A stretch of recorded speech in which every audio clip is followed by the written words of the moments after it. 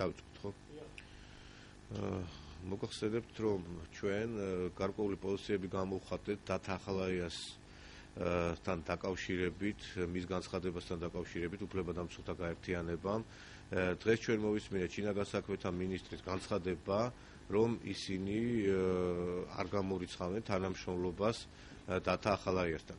ეს არის ვფიქრობ, რომ რეალურად არ არის იმ პოზიციების დაფიქსირება შინაგან საქმეთა სამინისტროს, აგრეთვე მანამდე პროკურატურის მხრიდან, რაც უნდა დაფიქსირებულიყო. იმდენად პიროვნებამ, რომელიც ხელისუფლების ერთ-ერთი მაღალჩინოსანი გახდათ, ბევრ ინფორმაციას ფლობს იმ პიროვნებებზე, რომლებსაც ხელი მიუწვდებოდათ ხელისუფლების სადავეებთან და გამოთქვას ატყოფნა იმისა, რომ ითანამშრომლოს გამოძიებასთან. სამწუხაროდ ჩვენ ხელისუფლებიდან ადეკვატურ ნაბიჯებს ვერ ხედავთ.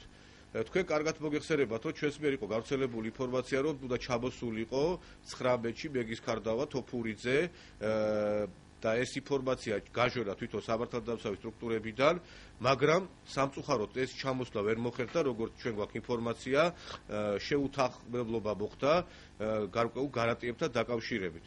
ვინაიდან დღეს გამოძიება ძალიან დიდ შიხშია ბევრ გახმაურებულ საქმესთან დაკავშირებით და ამ საქმეების გახსნასთან დაკავშირებით დათა ახალაიას ხელი მიუწვდება იქიდან გამომდინარე, რომ ის ძალიან ბევრ ინფორმაციას ფლობს, ძალიან დიდ თანამდებობებზე იყო ის ადამიანი.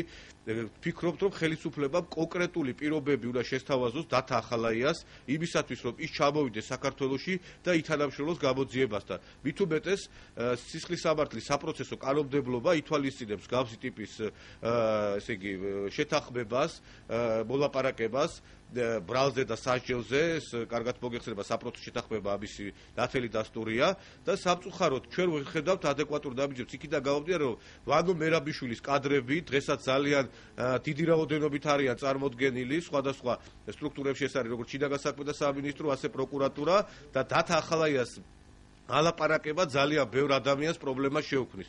აქედან გამომდინარე, ვფიქრობთ, რომ ხელოვნურად იქნება პრობლემები ამ კუთხით.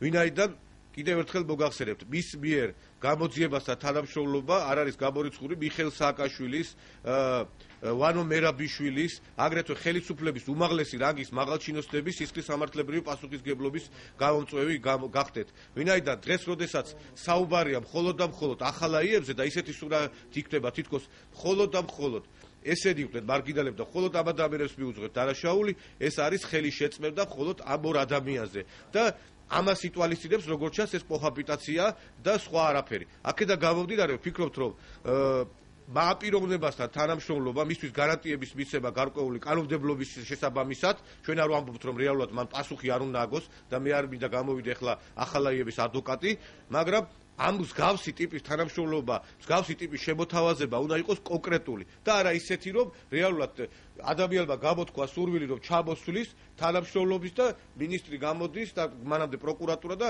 ჩვენ არ გამოვრიცხავთ. ეს არ არის მკაფიო პოზიცია. როდესაც ერთი მხარე და ეს არ არის რიგითი მეისრე, ან ისეთი პიროვნება, რომელსაც ხელი არ მიუწვდებოდა და არ იცის იმ ინფორმაციების შესახებ, რაც რეალურად ჰქონდა მას. აქედან გამომდინარე, ხელისუფლებამ დროზე უნდა გადადგას ნაბიჯები. ვინაიდან აგრეთვე არის უსაფრთხოების პრობლემები აქ დღეს, როდესაც ალაპარაკდა უკვე ახალაია, ვანო მერაბიშვილს ნამდვილად არ აწყობს მისი ალაპარაკება. აქედან გამომდინარე, უსაფრთხოების პრობლემებიც აქვს გარკვეულწილად სალაპარაკო, ვინაიდან ბაჩანა ახალაიასთან დაკავშირებითაც არის კითხვები, ვინაიდან კიდევ ერთხელ მოგახსენებთ, დღესაც შინაგან საქმეთა სამინისტროში გულიჯიბეთი ატარებენ ვანო მერაბიშვილის სურათებს. დაბიჯერეთ.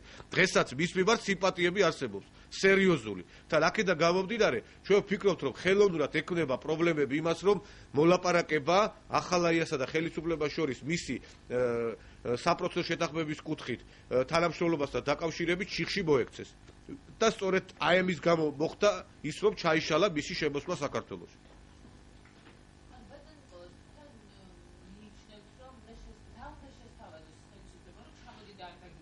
არა, ჩვენ კიდევ ერთხელ გითხარით, რომ რეალურად აქ რა თქმა უნდა მე აღნიშნე კიდევაც ჩემს საუბარში, რომ პასუხი უნდა აგოს ყველა, მათ შორის ახალაია.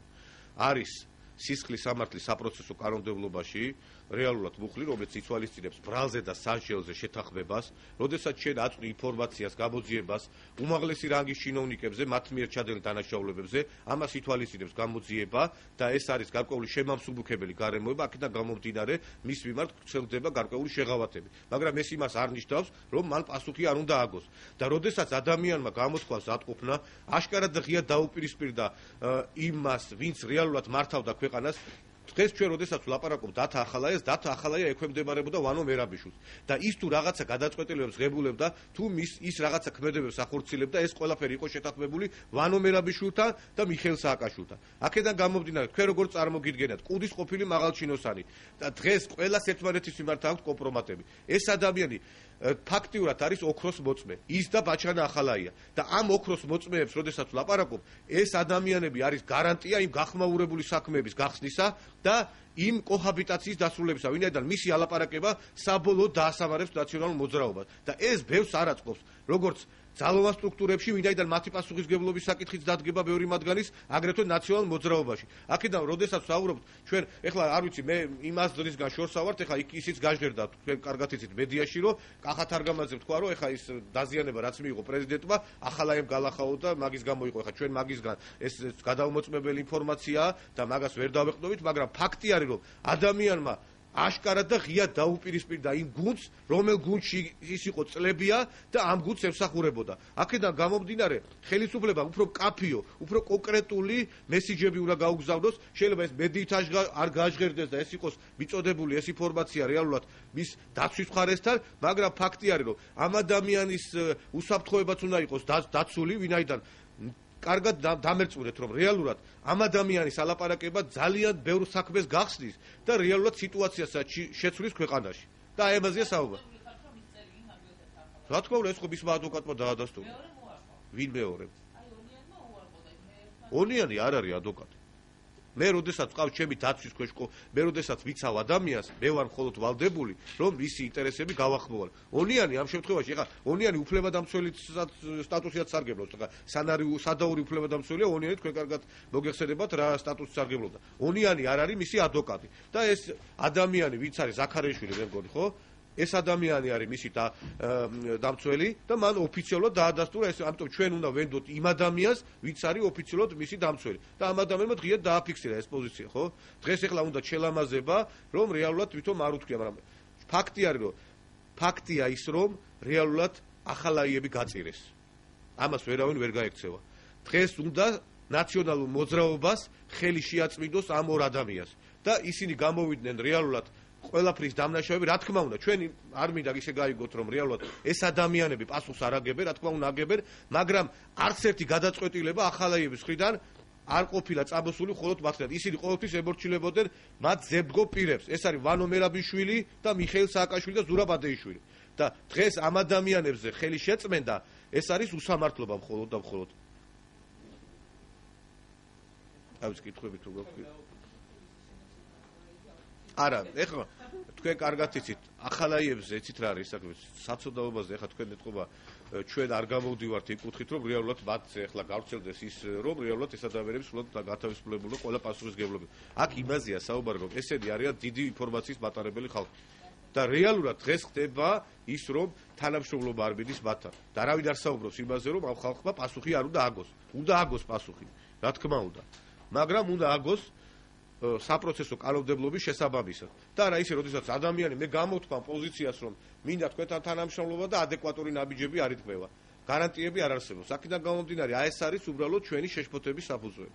თორემ ეხლა მე კიდევ ერთხელ ვიმეორებ, რომ ახალებთან დაკავშირებით ჩვენც ერთგვარ სხვადასხვაგვარი პოზიციები გამოგვიხატია, კერძოდ მის ქმედებთან დაკავშირებით და დღესაც იმაზე ვრჩებით.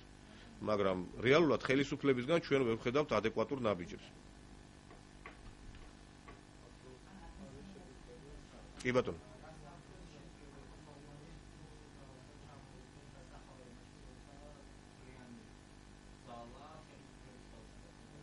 მე როდესაც საუბრობ, რომ ვანო მერაბიშვილის კადრები დღეს სხვათა შორის ირაკლი ღარიბაშვილი იყო ის პიროვნება, რომელიც გამოვიდა და თქვა, რომ 19 აპრილს გამოვიდნენ პოლიციელები დახევენ თავიანთ მუნდირებს და მოწმეებსაც დახევენ, მაგრამ თვითონაც აღიარებს, რომ ის ძველი კადრები ძალიან დიდი რაოდენობით არიან წარმოდგენილი ამ უწყებაში. აქედან გამომდინარე, თქვენ როგორ გონიათ, რომ არ არის იმის საფრთხე, რომ როდესაც ეს ადამიანი ჩამოვა, იქ ვანო მერაბილიშვილის კადრები, მისი ალაპარაკების შემთხვევაში რაღაც პრობლემებს არ შეხვდნენ. ამიტომ ვიძახი მე გარანტიებზე საუბარს.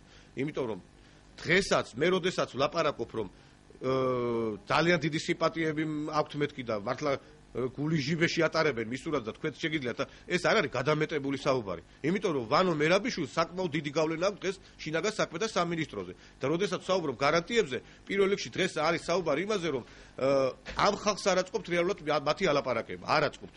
და აქედან გამომდინარე, დაცვის ღონისძიებები უნდა იყოს შესაბამისი, რომ რაღაცა პრობლემები ამ კუთხით არ იყოს.